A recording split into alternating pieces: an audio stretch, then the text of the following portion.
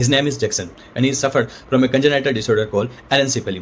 इसका अगर हिंदी में अनुवाद करें तो ये बच्चा जन्म से ही बिना ब्रेन और बिना मस्तिष्क से पैदा हुआ है। एनेंसेफेली एक खतरनाक कंजेनिटल डिसऑर्डर है। उसके साथ साथ में कार्डियक और रीनल भी डिसऑर्डर हो सकते हैं। एनेंसेफेली वाले बच्चे का लाइफ स्पैन बहुत ही कम रहता है। ऐसे बच्चे कुछ महीने या तो कुछ हफ्ते तक ही जिंदा रह सकते हैं। ऐसे बच्चे के मृत्यु का मेन कारण उसका इम्यूनिटी सिस्टम, इन्फेक्शन और पुअर फीडिंग बताया जा सकता है।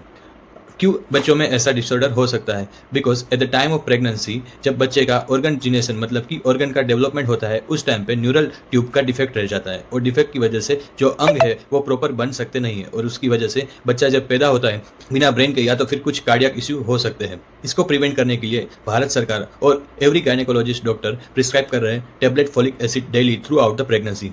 पर फिर भी दूर दराज के गाँवों में और जहाँ पे एजुकेशन कम है वहाँ की महिलाएं अपनी प्रेगनेंसी के दरमियान फॉलिक एसिड टेबलेट नहीं ले सकती और उसकी वजह से उसके बच्चे को ऐसे खतरनाक बीमारियों से जूझना पड़ सकता है।